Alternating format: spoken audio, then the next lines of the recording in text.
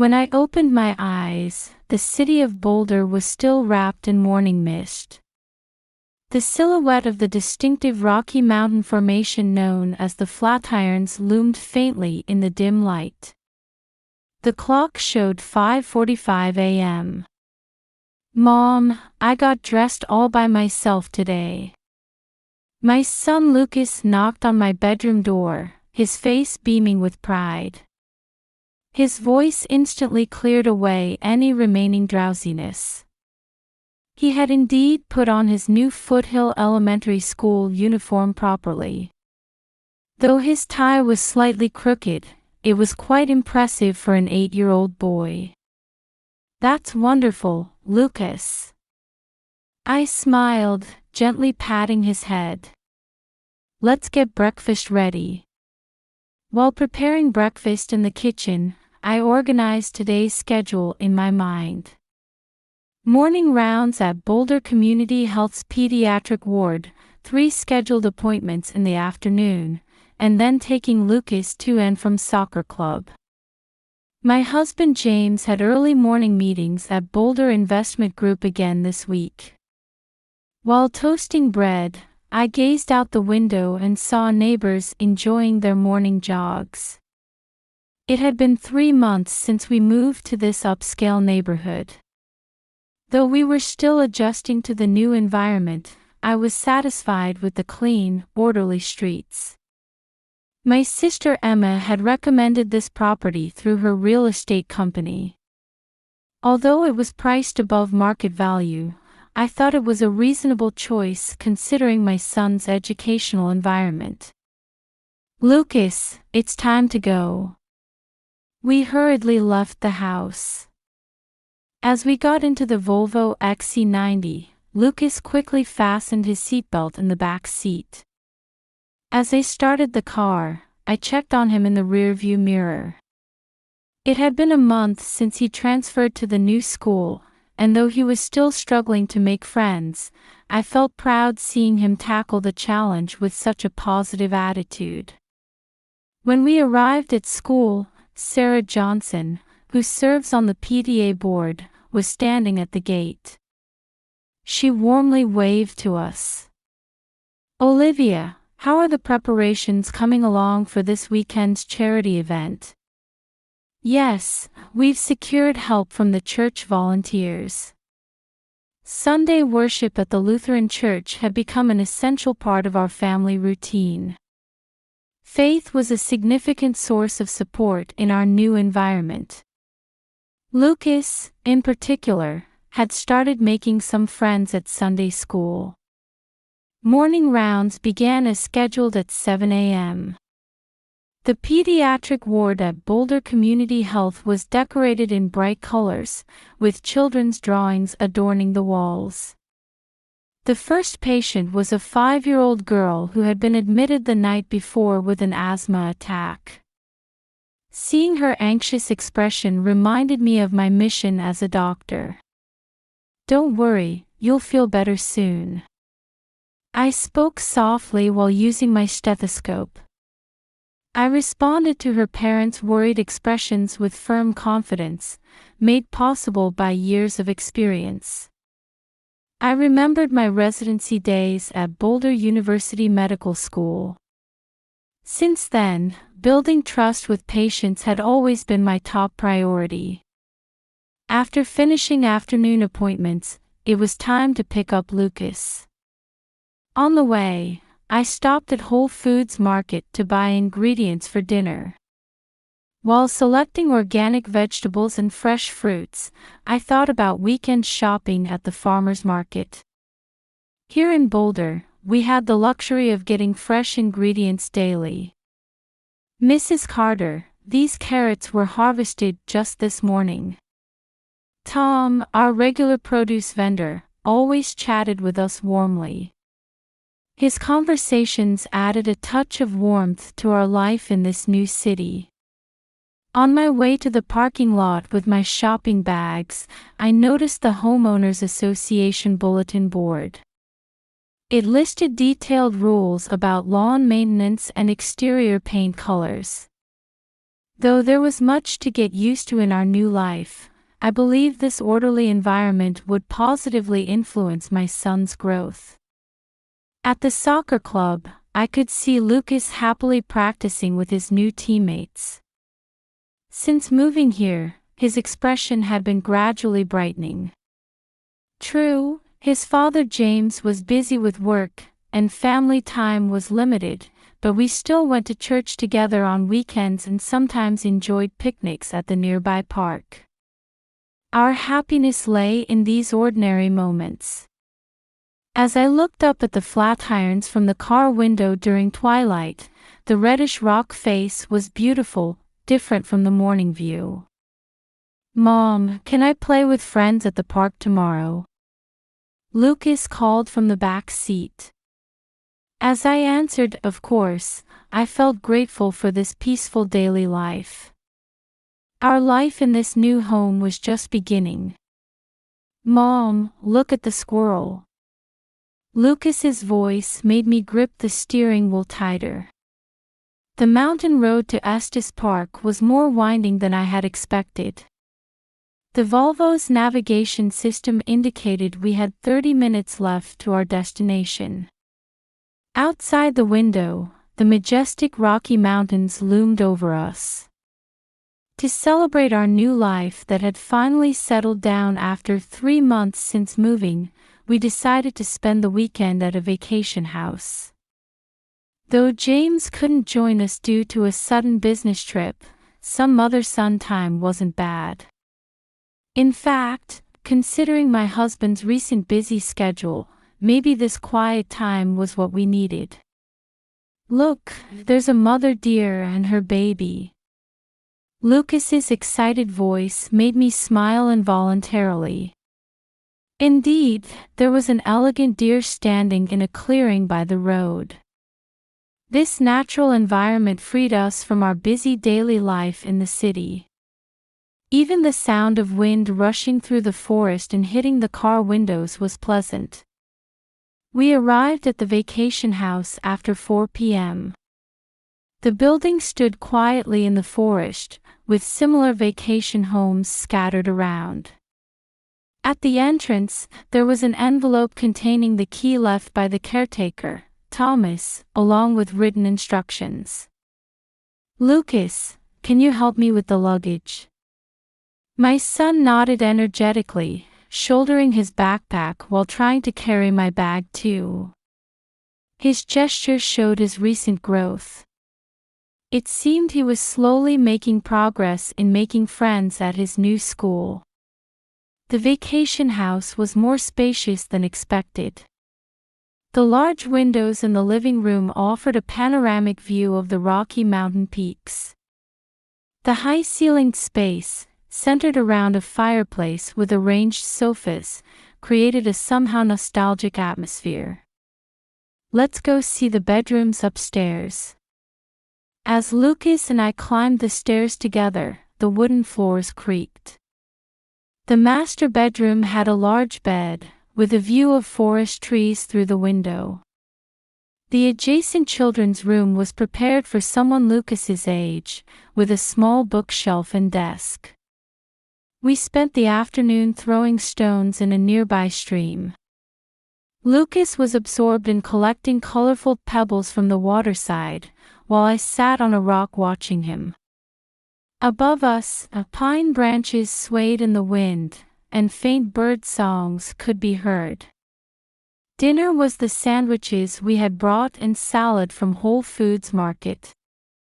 As we ate at the dining table, dusk deepened outside the window.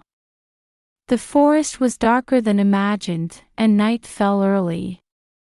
"Mom, I'll help wash the dishes." When Lucas and I started cleaning up after dinner, complete darkness had already taken over outside. Only moonlight faintly illuminated the forest's outline. Occasionally, the sound of deer calling echoed in the distance, making the silence more pronounced. It was while we were preparing for bed in the upstairs bedroom. "Mom, I hear strange noises from this house." Lucas's voice trembled with anxiety. I could see my usually brave son's face showing fear in the moonlight. If I listened carefully, it did seem like something could be heard from the basement. Suddenly, the silence was shattered by the sound of sirens outside. Red and blue lights alternately streamed through the bedroom window, completely changing the situation. I instinctively hugged Lucas. Please evacuate the house immediately. Along with violent knocking on the door, a police officer's voice rang out. At that moment, various thoughts raced through my mind. Why were the police here? What was happening in this vacation house? And most importantly, how could I protect Lucas, who was trembling before me? It's okay, Lucas. While desperately trying to steady my shaking voice, I held my son's hand tightly. Outside the window, police officers' voices overlapped, and the sound of sirens completely drowned out the forest's silence. What should have been a peaceful vacation had suddenly turned into a nightmare. The police officer who stepped out of the vehicle introduced himself as Mike Davis. He appeared to be around 45, with a quiet manner that carried unmistakable authority. Lucas and I were urged to evacuate to the parking lot in front of the vacation house, amid the alternating red and blue lights from the patrol cars. I'm glad you're safe. Mike brought a blanket and gently draped it over Lucas's trembling shoulders. As I held my son, I stared blankly at the surreal scene unfolding before me. Multiple police vehicles arrived one after another, and armed officers quickly surrounded the vacation house. Actually, we'd received suspicious reports about this vacation house for several days. Mike's explanation went beyond my comprehension. Thomas Wilson, the caretaker, had reported concerning activities over the past few days. He was a trusted individual who had managed vacation properties in this area for over 30 years. On August 15th, late at night, he noticed unfamiliar construction workers coming and going. According to Thomas's testimony, large equipment and materials were being brought in during the night. What particularly concerned him was the presence of a man and woman who arrived in a luxury car. A silver Audi A6. Finding it suspicious, he had recorded the license plate number. That car. A hoarse voice escaped my throat. Wasn't it the same as James's car? No, it had to be a coincidence. That's what I wanted to believe. Reports from nearby residents had also been increasing. One woman had contacted the police, worried about metallic sounds and vibrations she heard late at night. This area was known as a tourist destination and was particularly sensitive to security maintenance. Mom, I'm scared. Lucas's voice brought me back to reality. Looking at my son's anxious expression, I tried to regain my composure as a doctor. In front of us, officers were heading toward the basement of the vacation house with flashlights. I could also see forensics team members in protective suits. The clock showed 9 p.m. Under the moonlight, the officers' movements became more hurried. Evidence was being carried out from the basement one after another, increasing my anxiety. These are anesthetic drugs, aren't they? Mike sought my confirmation. As a pediatrician, I recognized these familiar pharmaceuticals. But why were they in a place like this? More horrifying discoveries followed. Restraints, soundproofing materials, and tools that appeared to have been used for some construction. The entire basement was equipped with soundproofing. Mike's voice trailed off. His manner conveyed the seriousness of whatever had been planned in this vacation house. In my mind, fragmentary memories began connecting. How Emma had strongly recommended this vacation house. The purchase price that was above market value. My husband's recent strange behavior. And this sudden business trip. Everything was connecting in an ominous way. Mrs. Carter, if you could tell us more about. The officer's words were interrupted by an urgent communication from the patrol car radio. Apparently, some important information had come in, as Mike's expression momentarily tensed. He immediately began giving new instructions to his subordinates. Lucas, we'll be going to a safe place soon. Holding my son's hand, I whispered those words with an almost prayer-like feeling. Around the vacation house, the police investigation continued. Some officers were conducting forensic work on evidence, others maintaining surveillance of the surroundings, and still others communicating via radio. The scene was like something from a crime drama. But this was reality. Lucas and I had nearly been caught up in something meticulously planned by someone. That thought sent chills down my spine. Stars twinkled in the night sky, and insects chirped in the forest. Just a few hours ago, this place was supposed to be our peaceful vacation spot. That peace was now completely lost. While holding Lucas's trembling hand, I was torn between the fear of knowing the truth behind this situation and the urgent need to know it. Could you please look at these photographs? The photos Mike showed me captured images of a man and woman taken at night. Though the image quality was poor, the woman's figure from behind looked familiar. The build and hairstyle resembled Emma's. And the man in the suit standing next to her. The reality I wanted to deny in the depths of my heart was gradually taking shape. These were captured by security cameras late on August 12th. Since that day, suspicious items have been brought in multiple times.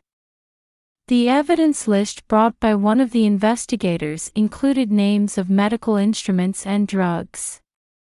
Most of these would have been impossible to obtain without prescriptions. I caught my breath. As a doctor, I painfully understood what these items meant. Mom, I'm hungry. Lucas's voice brought me back to reality. We were well past his bedtime. Looking at my tired son, I desperately wondered how to protect him from this situation. We'll have hotel arrangements ready soon. Could you wait in the patrol car until then? Nodding to Mike's words, I hugged my son. Looking up at the vacation house illuminated by moonlight, its once peaceful atmosphere was completely gone, now casting an ominous shadow. The truth being revealed inside this building might drastically change our lives. That premonition weighed heavily on my heart along with the darkness of night. Mike hurried over to us waiting in the patrol car. His expression carried a tension we hadn't seen before. Around the vacation house, red and blue warning lights continued to pierce the darkness of night. We've secured the suspects. They were about 5 minutes away by car from here. They appear to have had forged passports for leaving the country and cash on them. At that moment, Lucas suddenly complained of severe nausea. His face was pale, and his body was trembling slightly. Deciding that precautionary tests were needed, we were moved to Boulder Community Health.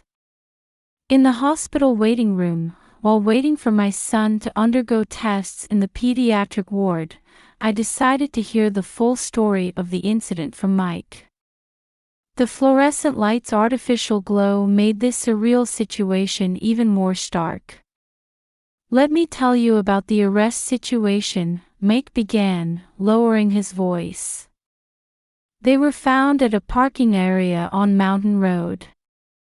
They were caught just as they were about to head to Denver International Airport, having completed their preparations to leave the country."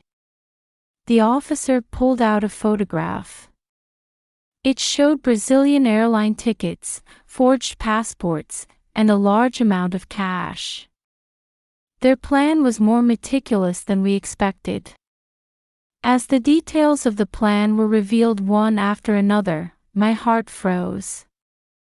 Everything had been perfectly prepared, from selecting the vacation house to the execution plan and evidence elimination. The remote location with weak cell phone signals, all conditions for creating a perfect sealed room had been considered. The basement had been completely soundproofed and equipped with confinement facilities. James's fake business trip. Emma's fictional real estate seminar. During this time, Lucas and I were supposed to disappear. The details of the execution plan filled my stomach with nausea. At night, they planned to drug Lucas to sleep and confine me in the basement. 2 days later, the bodies were to be discovered as an accident. By then, the two of them would have already been in Brazil. The renovation traces in the basement would be destroyed by fire, and the bodies would be made to look like mountain accident victims. Mike's voice echoed heavily in the hospital's quietness. Behind this brutal plan lay an unimaginable motive. Your husband was carrying a debt of $3 million. Investment failures, breach of trust at his company, embezzled company funds due for repayment. And most shockingly, the fact that his marriage to me had been aimed at my assets from the beginning. Even his affection for our son had been merely superficial. Emma's situation was also devastating. Her real estate company's debt exceeded $6 million, and fraudulent transactions were about to be exposed. My sister, pressured by repayment deadlines to investors, had been backed into a corner. However, deeper problems from childhood lay at the root. Your sister appears to have harbored strong feelings of inferiority toward you. Academics, appearance, marriage, suffering from comparisons in every aspect, combined with feelings of inequality in inheriting from our parents, had fostered twisted obsession and hatred. These emotions had made her take her relationship with James seriously, leading to this horrific plan. Their future plans were also revealed. They had obtained forged passports and prepared living arrangements in Brazil for their new life. After our deaths, they planned to acquire insurance money and inheritance, and usurp the rights to the real estate company. The discovery of this case wasn't actually coincidental. It all started when caretaker Thomas Wilson heard suspicious construction sounds late on August 15. The frequent visits by a man and woman in a luxury car, the unnatural behavior of people posing as construction workers, his professional instincts had raised the first alarm. Testimonies from nearby residents were also crucial. Metal sounds and vibrations late at night, unusual large truck traffic. And decisively, they had heard a man and woman arguing. Mike's patrol report became the turning point in the investigation.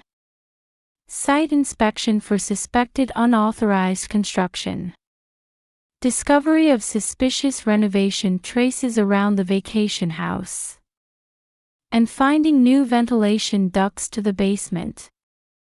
Security camera footage analysis progressed, revealing the identity of those posing as construction workers. What prompted the emergency intervention was strange sounds from the basement.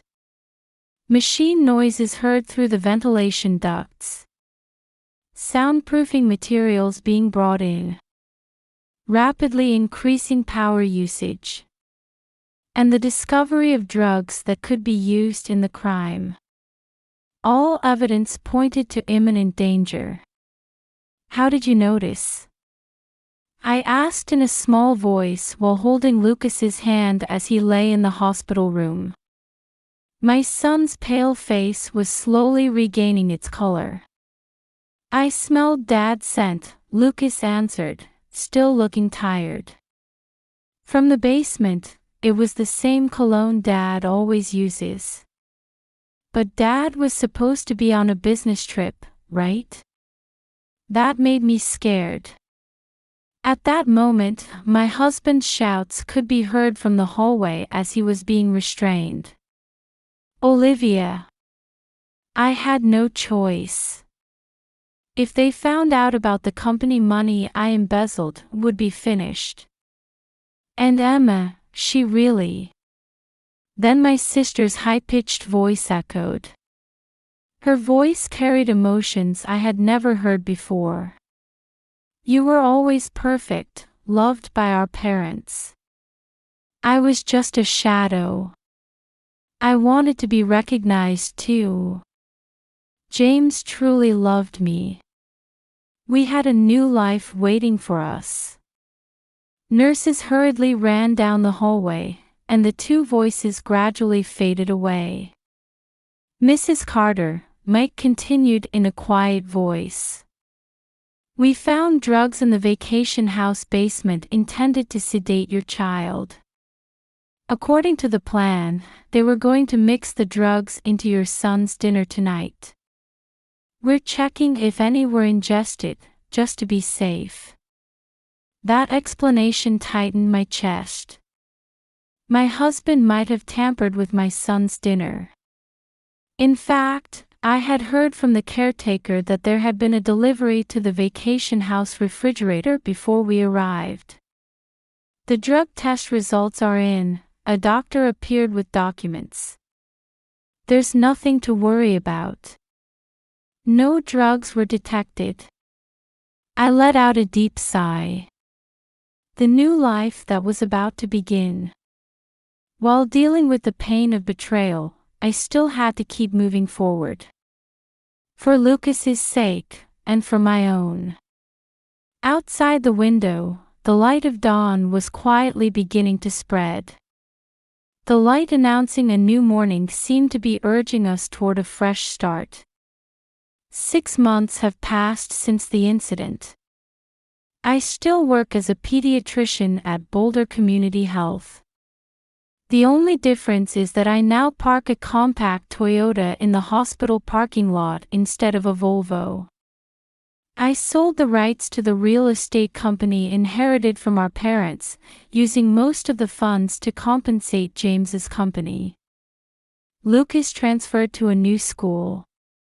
We moved to a small town in the Denver suburbs to protect him from the rumors at Foothill Elementary. Though he was initially unsettled by the change in environment, he's now made new friends at the after-school soccer club and is gradually regaining his smile. Mom, what happened to Dad and Aunt Emma? One day, Lucas quietly asked me this question. He certainly had the right to know. Looking straight into my son's eyes, I decided to explain in words he could understand at his age. James received a 15-year prison sentence. The company embezzlement was also discovered, causing significant damage to Boulder Investment Group. There have been several requests for visits, but neither Lucas nor I have accepted them. The divorce has been finalized. Emma's situation was even more serious. Fraudulent transactions at the real estate company were exposed one after another, with total damages far exceeding initial estimates. She received a 20-year sentence and faces several civil lawsuits. During my last visit with her, Emma spoke through tears. Since childhood, I wanted to be like you, big sister. But the more I tried, the wider the gap seemed to grow. Those words pained my heart too. My love for my sister, and the darkness she carried. If only I had noticed earlier. But such regrets no longer hold meaning. To come to terms with the painful memories, we attend counseling at church. Pastor Anderson at the Lutheran Church gently accepts our emotional wounds. God never gives us trials beyond what we can bear. The pastor's words gradually heal our hearts.